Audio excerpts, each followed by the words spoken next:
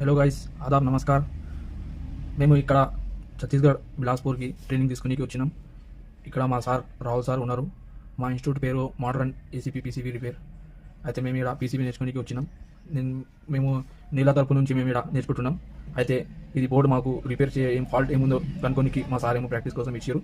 మేము ఇప్పుడు దీంట్లో ఏమో ప్రాబ్లం ఏముందనేసి ఇది చూసుకుందాం. ఇప్పుడు దీంట్లో మనకు ఫేస్ ఏడొస్తుంది, గ్రౌండ్ ఏడొస్తుంది, ఫస్ట్ అది చూసుకోవాలి మనం. అయితే ఫస్ట్ మనకు ఒకటి రిలే ఉంటుంది. ఇప్పుడు రిలేతో మనం ఫ్యూజ్తోని మనం లైన్ దేంట్లో వస్తుంది ఫస్ట్ అది చూసుకోవాలి. అయితే ఒకటి ఏమో ఫ్యూజ్ దగ్గర పెట్టాలి, ఒకటి రిలే పైన పెట్టాలి. ఈ రెండు పిన్లో దేంట్లో మనకు బీప్ సౌండ్ వస్తుంది అదే మన లైన్ ఉంటుంది. అయితే మన లైన్ ఇన్ దీంట్లో పెట్టుకోవాలి. ఇప్పుడు లైన్ ఇన్ దీంట్లో పెట్టుకోవాలంటే మనం ఫస్ట్ సిరీస్ వైర్ తీసుకోవాలి. సిరీస్ వైర్ ఏమో దీంట్లో ఒక ఫేస్ అని పెట్టాలి లైన్. మళ్ళీ న్యూట్రల్ అనేసి ఒకటి ఏమో ఆర్డర్కి ఉంటుంది, ఒకటి ఇండోర్లో ఉంటుంది. అదే ఇండోర్ న్యూట్రల్ ఉన్న దాంట్లో ఇది ఎన్ అనేది రాసి ఉంటుంది కదా, ఆడ న్యూట్రల్ అని పెట్టాలి సిరీస్లో. అయితే ఇప్పుడు ఇది నా ఫేస్ వైరు. ఇప్పుడు నేను సిరీస్కి వచ్చే వైరు దీంట్లో ఫేస్ పెట్టుకుంటున్నా, దీంట్లో న్యూట్రల్ పెడుతున్నాను. क्या प्रॉब्लम है इसके अंदर? क्या प्रॉब्लम बताया है कस्टमर ने इसमें ये पावर सप्लाई जो है ना, डेड है, नहीं आ रहा बोल के बताया. अच्छा, तो आपने सीरीज में सप्लाई दे दी ना. यहाँ पे न्यूट्रल लगा है, यहाँ पे एन लिखा मीन्स यहाँ न्यूट्रल अटैच करने है, और यहाँ पे लाइन जिसके साथ ये फ्यूज कनेक्ट है ना वो हमारी इनपुट की सप्लाई होती है. ठीक है जी. अब आप जो है ना इसको बाई सीरीज जो है ना सप्लाई दीजिए. ఇప్పుడు మేము సిరీస్లో ఆన్ చేస్తాం. एक काम कीजिए जरा, ये डिस्प्ले, ये सेंसर वगैरह अभी हटा दीजिए, इसका काम नहीं है क्योंकि पीसीबी तो डेड है ना. अभी हमको जो है इसकी पावर सप्लाई रिपेयर करनी है, इसको हटा दीजिए, वो डिस्टर्ब कर रहा है. ఇప్పుడు మా సార్ ఏమో ఇది డిస్ప్లే సెన్సార్ తీసేయమని చెప్తున్నాడు. దీన్ని డిస్టర్బ్ అవుతుందట. అయితే దానికోసం ఇవి తీసేస్తున్నాం.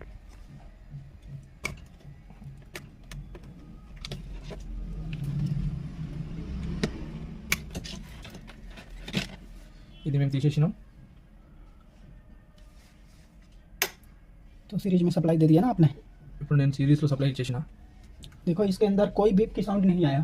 एलजी में क्या होता है 4-5 सेकंड के अंदर ये बजर जो है साउंड करता है. अगर पीसीबी की पावर सप्लाई, माइक्रो कंट्रोलर यानी सारा सेमीकंडक्टर ओके कंडीशन में है तो ये बजर क्या बोलेगा, बीप बोलेगा. ठीक है जी. अब इनपुट सप्लाई चेक करेंगे. यहाँ पे इनपुट सप्लाई हमारी 220 की आ रही है कि नहीं, तो इसको एसी वोल्टेज में सेलेक्ट करना है. ठीक है जी. चलो फ्यूज और न्यूट्रल पे जो है एसी इनपुट चेक करिए. यस 224 है ना. ఇప్పుడు నేను ఫ్యూజు మళ్ళీ న్యూట్రల్లో టెస్ట్ చేస్తే ఏమో నాకు వోల్టేజ్ అయితే వచ్చేసింది. ఇప్పుడు నేను బోర్డు తిప్పి ప్రాబ్లం ఏముందో చూస్తా.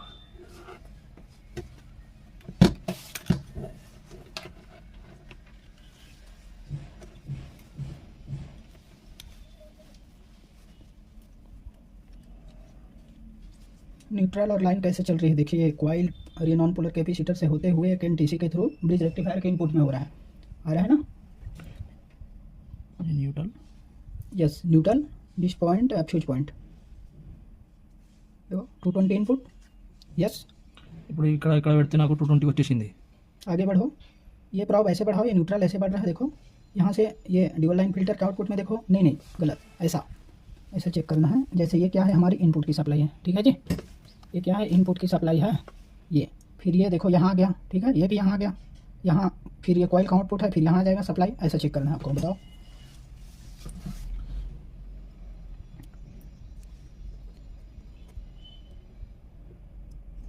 अच्छे से गड़ाओ. हाथ कांपना नहीं चाहिए, हाथ कांपना नहीं चाहिए. तो यहाँ इनपुट आ रही है. ठीक है जी. अब देखो यही एक चीज़ लगा है. देखो अब न्यूट्रल तो यहाँ पे डायरेक्ट आ गया. ठीक है जी. ये न्यूट्रल आ गया ना यहाँ पे डायरेक्ट, और यहाँ भी आ रहा है. ठीक है जी. अब आगे में क्या लगा है, एक एनटीसी लगा है. एनटीसी यानी सॉफ्ट स्टार्ट के लिए. ठीक है. तो देखो इसके आउटपुट में 130 वोल्ट के आसपास जा रही है. वो भी क्या कर रहा है, वेरी कर रहा है. क्या कर रहा है, वेरी कर रहा है. जबकि यहाँ पे हमको जो है ना इनपुट में जितना वोल्टेज में ये है ना, इनपुट में जितना वोल्टेज है वो क्या है, एनटीसी के बाद भी हमको जो है ब्रिज रेक्टिफायर के इनपुट में मिलना चाहिए. बराबर. तो देखो ये वोल्टेज यहाँ पे तो मिल रही है. देखो न्यूट्रल तो ये आ गया ना डायरेक्ट, आ गया जी. अब ये एनटीसी के बाद यहाँ पे सप्लाई जो है आगे बढ़ नहीं रही है, यानी एनटीसी ड्रॉप कर रहा है पूरे वोल्टेज को. ठीक है जी. और यहाँ आप देखोगे तो थोड़ा हीटअप सा हुआ है ना, ये काला सा बना हुआ है ना यहाँ पे, क्योंकि एनटीसी हमारा ज़्यादा लिमिट से ज़्यादा हीटअप हुआ है. हो सकता है वो बर्न आउट हो गया हो. ठीक है जी. तो देखो इनपुट में यहाँ तक सप्लाई आ रही है और आउटपुट में हमारी सप्लाई जा नहीं रही है एनटीसी के थ्रू. तो आप एक काम कीजिए, पहले तो सप्लाई ऑफ कीजिए. तो देखो इधर से क्या दिख रहा है, ब्लैक से दिख रहा है ना प्रिंट में. ठीक है जी. अब आप ऐसे अगर करके देखोगे तो कहाँ से सप्लाई ब्रेक हो रही है. तो देखो ये एनटीसी लग रही है. क्या लग रही है, ये एनटीसी लग रही है. మేము ఇప్పుడు ఇక్కడ దాకా టెస్ట్ చేసిన వరకు మాకు ఇక్కడ 230 వోల్టేజ్ వస్తుంది, కానీ ఇక్కడ వస్తలేదు. దాని ప్రాబ్లం ఏమంటే ఎన్టీసీ ప్రాబ్లం వచ్చింది. అయితే మేము ఇప్పుడు ఇక్కడ తిప్పి ఎన్టీసీకి చూసడం జరిగింది. చూస్తే మాకు ఎన్టీసీ ఇక్కడ ఎన్టీసీ మాకు కాలిపోయినట్టు కనిపిస్తుంది ఇక్కడ లోపల. कहाँ है एनटीसी बताओ, NTC इसको ऐसे फैला लो ना तो दिख जाएगा ये। तो गाइज ये बोल रहे हैं कि एनटीसी जो है ना ये ख़राब हो चुका है, इसीलिए इनपुट तो हो रही है 220, लेकिन एनटीसी की आउटपुट जो है ना 220 नहीं आ रही है, बीच में जो है वोल्टेज ये एनटीसी हमारा ड्रॉप कर रही है। ठीक है, तो सबसे पहले हम क्या करेंगे, इस एनटीसी को चेंज करेंगे। क्या करेंगे, एनटीसी को जो है ना चेंज करेंगे। उसके बाद हम ब्रिज रेक्टिफायर के इनपुट में 220 जो है पहुँचाएंगे एसी की सप्लाई। इसकी सप्लाई एसी की सप्लाई। तो ये एनटीसी अगर सेम पैकेज में है, ये क्या है, ये जो गोल दिख रहा है ना डिस्क, ये क्या है, इसकी डाया इसी साइड में आपको लगाना होता है। अगर ये नहीं है तो आप जो है ना कोई लो वैल्यू के रजिस्टर लगा दो यहाँ पे, फ्यूजेबल रजिस्टर 0 ओम से लेकर 100 ओम तक के कोई भी रजिस्टर 2 वाट में यहाँ पे आपको लगाना है। क्या करना है जी, 2 वाट में आपको यहाँ पे रजिस्टर लगानी है एनटीसी के बदले। अगर एनटीसी है तो सेम एनटीसी डाल दो। तो आप एक काम करो, इस एनटीसी को जो है बाहर निकालो और इसके जगह पे ना ये 2 वाट की रजिस्टर है फ्यूजेबल, कलर कोड आप देख समझ जाएंगे। तो ये जो है ना इसके जगह पे लगाना पड़ेगा। उसके बाद सप्लाई आगे बढ़ेगी। फिर जो है ना ब्रिज रेक्टिफायर के इनपुट में क्या मिलेगा जी, 220 मिलेगा। फिर ब्रिज रेक्टिफायर क्या करेगा, एसी को जो है पल्सेटिंग डीसी में क्रिएट करेगा। उसके बाद प्योर डीसी करने के लिए हम एक फिल्टर लगाएंगे। ठीक है जी, तो पहले एनटीसी निकालते हैं, फिर जो है ये रजिस्टर लगा के मिलते हैं आपसे। तो दोस्तों हम जो है इसके अंदर जो है ना ये एनटीसी जो है बाहर कर दिए हैं। अब इसकी जगह हम जो है ना एक लो वैल्यू की 2 वाट में एक रजिस्टर लगा देंगे, जो कि फ्यूज का भी काम करेगा और साथ में जो है कैपेसिटर को भी सॉफ्ट स्टार्ट करेगा। అప్పుడు మనం చూసినాం ఈ వరకు అయితే మాకు 220 వోల్టేజ్ రాలేదు. అయితే మేము ఏం చేసినామంటే ఇప్పుడు ఎన్టీసీలో ప్రాబ్లం ఉంటే ఎన్టీసీలో ప్రాబ్లం ఉన్న వరకు మేము ఎన్టీసీ తీసేసి దాని బదులు మేము ఏం చేసినామంటే ఒక రెజిస్టర్ పెట్టడం జరిగింది ఇక్కడ 2 వాట్స్ది ఇక్కడ. ఇప్పుడు దీని తర్వాత మనం మళ్ళీ చెక్ చేయాల్సి వస్తుంది 220 వోల్టేజ్ ముందుకు వస్తుందా రావట్లేదని. ఇప్పుడు మేము దీంట్లో మళ్ళీ సిరీస్ పెట్టేసి చెక్ చేస్తాం.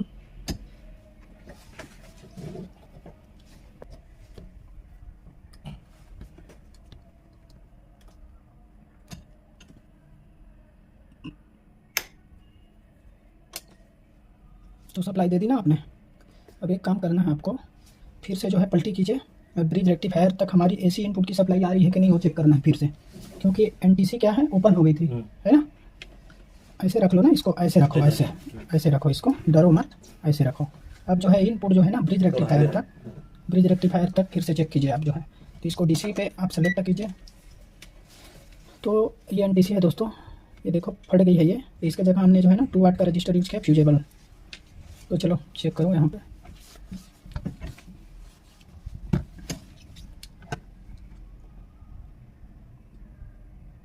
तो डीसी में है ना, इसको एसी में कर लो ना। आ रहा है ना। हाँ। फिर आगे बढ़ते जाओ। ఇప్పుడు మేము మళ్ళీ టెస్ట్ చేయడం జరుగుతుంది. అది మార్చిన తర్వాత మేమైతే ఇప్పుడు మళ్ళీ టెస్ట్ చేస్తున్నాం. అయితే ఈ దాకా అయితే మాకు 220 మళ్ళీ వస్తుంది. అట్లానే చెక్ చేసుకుంటా ముందుకు వెళ్ళేసిన తర్వాత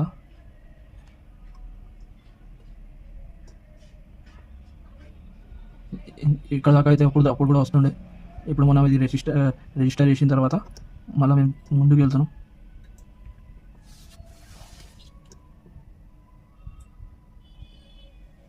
एसी इनपुट की सप्लाई, हाँ ब्रिज रेक्टिफायर पे आ गया ना। देखो ब्रिज रेक्टिफायर का इनपुट दिखाओ। అప్పుడు అయితే వస్తలేకపోతుండే ఇక్కడ.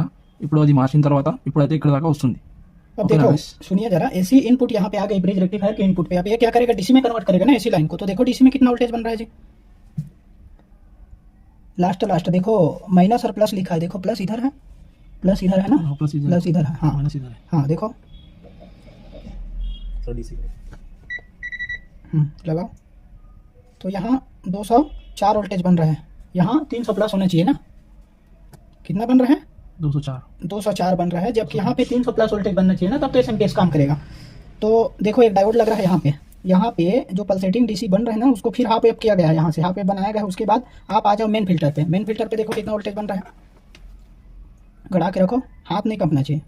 तो यहाँ 305 वोल्टेज बन रहा है, ये भी कम है थोड़ा सा।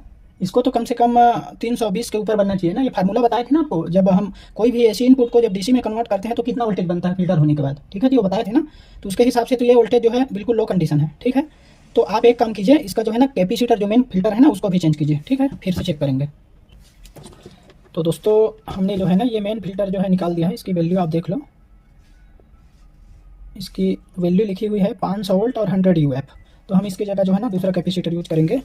तो हमारे पास जो है ना ये दो पैकेज में जो है कैपेसिटर है, ये 450 वोल्ट में है और ये थोड़ी सी रीडिंग सेम है दोनों का, लेकिन ये पैकेज में थोड़ी सी पतली है। तो हम ये मोटी वाली को यूज कर लेते हैं इसको।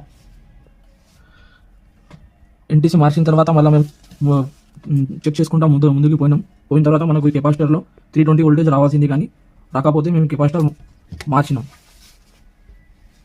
ఈ కెపాసిటర్ మార్చిన తర్వాత పవర్ సప్లై అక్కడ దాకా రాకపోతే ఇది మార్చినాం.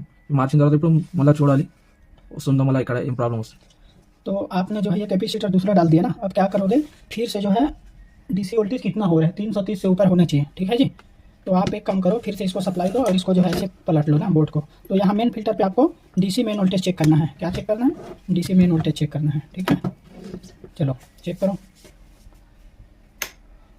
तो सप्लाई दे दी ना। अब ये तो डीसी पे है, मेन फिल्टर पे आपको चेक करना है। एसएमपीएस को चलने के लिए कितना चाहिए? 300 प्लस वोल्टेज डीसी चाहिए ना। चलो देखो वहाँ पे कितना वोल्टेज बन रहा है।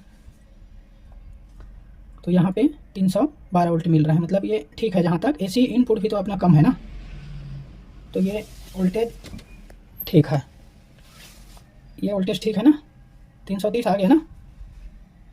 तो अभी भी जो है एसएमपीएस इसका ऑन नहीं हुआ है ना। देखो एसी से डीसी भी बन गया, अब इसके एसएमपीएस को ट्रेस करना पड़ेगा ना, क्योंकि आपने एसी से डीसी तो कर दिया। अब क्या करोगे आप? चेक करेंगे कोई डायोड तो शॉर्ट नहीं है, क्योंकि वोल्टेज वगैरह तो बन नहीं रहा है इसके अंदर। तो दोस्तों हमने इसके अंदर न्यू कैपेसिटर और ये आपके एनटीसी की जगह फ्यूजेबल रजिस्टर डाल दिया है। पावर सप्लाई तो एसी से डीसी में कन्वर्ट हो गई, लेकिन अभी भी इसके अंदर जो है ना पावर सप्लाई बन नहीं रही है। तो हम क्या करेंगे, इसके आउटपुट की इसके अंदर देखो 3 टाइप की पावर सप्लाई है ना, एक 12 वोल्ट की सप्लाई है, एक 15 वोल्ट की सप्लाई। 15 वोल्ट की सप्लाई किसके लिए है? मोटर की वीसीसी के लिए। कौन सी मोटर? इंडोर की बीएलडीसी मोटर। 5 वोल्ट रेगुलेटर के थ्रू कन्वर्ट होगा, यानी 2 वोल्टेज इसके अंदर क्या हो रहा है? जनरेट हो रहा है एसएमपीएस के थ्रू, ठीक है। तो हम इसके आउटपुट को क्या करेंगे? चेक करेंगे। इसकी सर्किट डायग्राम तो बनाया है ना आप लोग। तो देखो एक डायोड ये है, ठीक है, एक डायोड ये है और एक डायोड ये है। एक डायोड हमारी 15 वोल्ट के लिए है और एक डायोड हमारी 12 वोल्ट के लिए है। 12 से ये 5 करेगा, ये रेगुलेटर लगा है ना ये प्लास्टिक पैकेज में। तो ये रेगुलेटर क्या करेगा? माइक्रो कंट्रोलर और हमारी जो भी सेक्शंस है, 5 वोल्ट क्या है? पैरेलली कनेक्ट है ना, जिसको जिसको जाना है, और 12 वोल्ट जिसको जिसको जाना है वो हमारी पैरेलली जो है ना आपस में जो है कनेक्ट है, ऐसा ही है ना। तो यार देखो एसएमपीएस तो काम नहीं कर रहा है, तो इसके लिए क्या करोगे आप? इसको बजर मोड में डालो, बजर एंड डायोड मोड में। ये थोड़ा सा दिख नहीं रहा अच्छे से, तो ये चीज़ को रख लेते हैं यहाँ पे। फिर भी नहीं दिख रहा है, ये थोड़ी सी प्रॉब्लम है। तो इसको हमने जो है डायोड मोड में डाल दिया, ठीक है जी। नहीं वो नहीं आ पाएगा।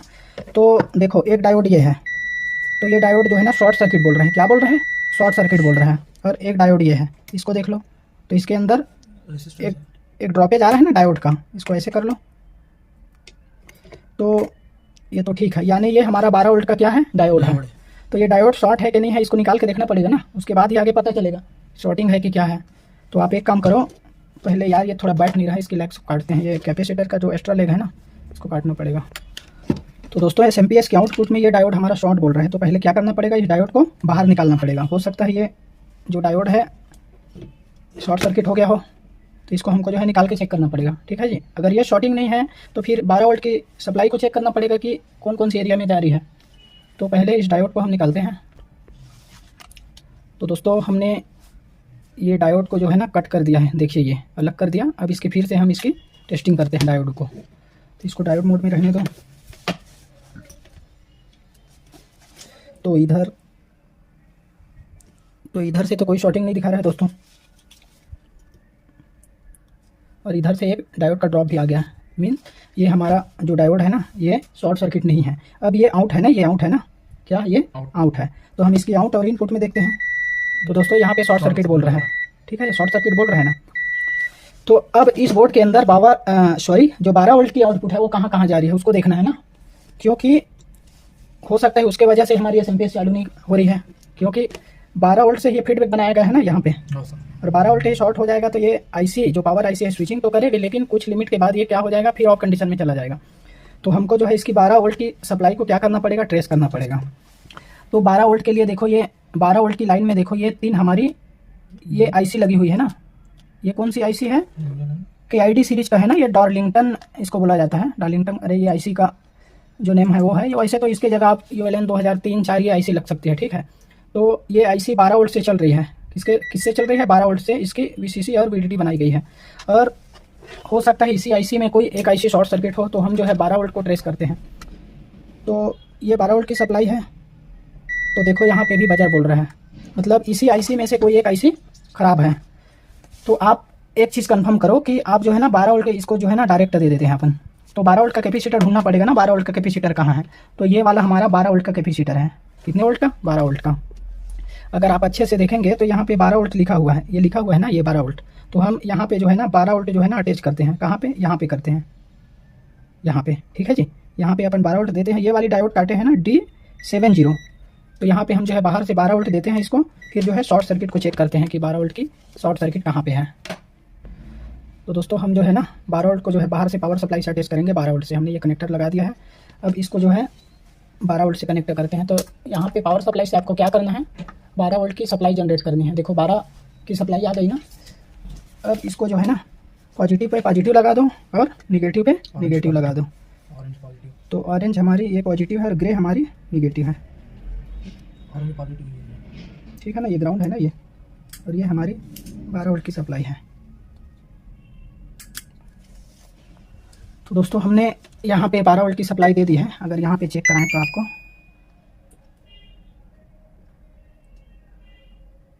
तो देखिए इसके अंदर अभी क्या है? ड्रॉपेज आ रही है। ड्रॉपेज आ रही है मतलब इसके अंदर अभी भी शॉर्टिंग है। क्या है? शॉर्टिंग है अभी भी। तो 12 वोल्ट की सप्लाई क्या हो रही है? ड्रॉप हो रही है। यहाँ तक 12 वोल्ट की सप्लाई नहीं आ रही है। तो यहाँ पे चेक करते हैं एक बार फिर से। इसको यहाँ पे ले आओ, इसको ऐसे पकड़ो थोड़ा।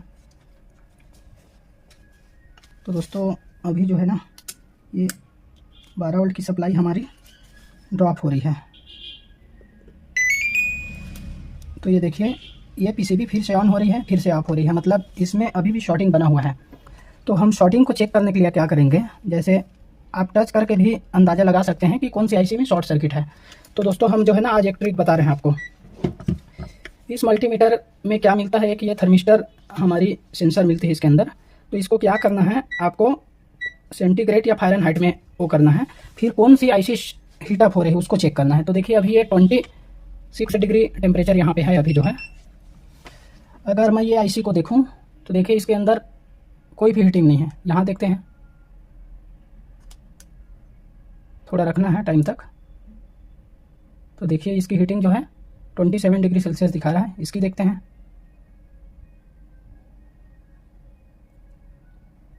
इसका भी 27 दिखा रहा है, इसका भी 27 दिखा रहा है। तो हम जो है थोड़ा सा एम्पियर बढ़ा लेते हैं पावर सप्लाई का। एक बार जो है वोल्टेज चेक करते हैं फिर से 12 वोल्ट की सप्लाई आ रही है कि नहीं आ रही है। लाओ मल्टीमीटर। तो दोस्तों यहाँ पे ड्रॉपेज दिखा रहा है। अगर मैं यहाँ पे चेक करूँ, यहाँ तो यहाँ पे 12 वोल्ट की सप्लाई आ रही है इसके लैग पे, और यहाँ आने के बाद ये शॉर्ट सर्किट कर रहा है। तो यहाँ पे फिर से देखते हैं, तो ये 12 वोल्ट की सप्लाई आ गई और अभी भी PCB जो है ना देखिए ऑन ऑफ हो रहा है। तो लाओ सेंसर को एक बार देखते हैं क्या चीज़ हीट अप हो रहा है। हो सकता है शॉर्ट सर्किट रिमूव हो गया। तो ये सेंसर है दोस्तों हमारा। तो इसको ऐसे लगा के रखो। ये 26 से दिखा रहा है, 27, और इसमें अगर लगाएं तो ये भी 27 ही दिखा रहा है। मतलब इसकी शॉर्ट सर्किट जो है रिमूव हो गया। वैसे अगर ये टेम्परेचर सेंसर का जो है आप फ़ायदा ले सकते हैं। अगर कोई चीज़ हीटअप हो रही है ना तो ऐसे आप लगा लो, जो भी चीज़ें इसके अंदर हीटअप हो रही है वो पता चल जाएगा आपको। तो इससे आप पता कर सकते हैं दोस्तों। इसमें तो कोई फ़र्क नहीं आ रहा है तीनों के अंदर। मेरे को ऐसा लग रहा है ये IC थोड़ी सी ना हीटअप लग रही है, पता नहीं चल रहा है। तो ये थोड़ी सी हीटअप हो रही है। लाओ तो ये पावर सप्लाई फिर से चेक करो।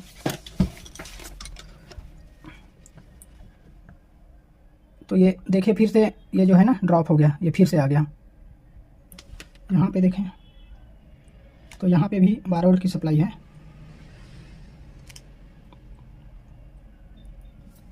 यहाँ ये 5 वोल्ट दिखा रहा है। तो एक काम करते हैं, इसकी बाहर की पावर सप्लाई को हटाते हैं और जो है ना SMP इसको फिर से ऑन करके देखते हैं। तो ये पीसीबी को हम जो है ना फिर से सप्लाई दे दिया। तो यहाँ पे देखते हैं 12 वोल्ट की सप्लाई नहीं बन रही है अभी, तो हमको जो है ना डायोड को जो है ना फिर से जो है ज्वाइन करना पड़ेगा। ये वाला जो काट दिए थे, शॉर्टिंग हट गया लग रहा है, तो एक बार फिर से जो है कंफर्म कर लेते हैं शॉर्टिंग हटा कि नहीं हटा। तो इसको डायोड मोड में फिर से रख लो। तो ये डायोड का ड्रॉप तो आ गया दोस्तों, यानी जो शॉर्टिंग थी ना वो हट गई लग रहा है मेरे को। तो ये डायोड का ड्रॉप आ गया, देखिए शॉर्टिंग जो है हट गया। हमने बाहर से पावर सप्लाई से उसको अटैच किया ना, तो इसकी शॉर्टिंग हट गई। लाना वो चीज़ देना ज़रा। तो इसको जो है ना फिर से ज्वाइंट कर देते हैं।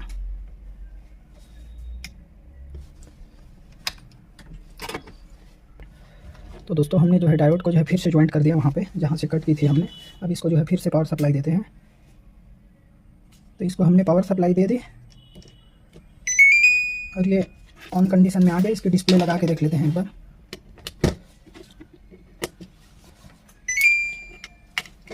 तो दोस्तों सप्लाई तो बन गई, इसकी जो 12 वोल्ट की शॉर्टिंग थी वो रिमूव हो गया। कोई आईसी जो है ना उधर की यूलेन 2003 आईसी दो तीन लगी है, उसमें से कोई एक आईसी हमको लग रहा है शॉर्ट सर्किट था, वो हीटिंग की वजह से ओपन हो गया वो वाला सर्किट, और ये पीसीबी ऑन हो गई।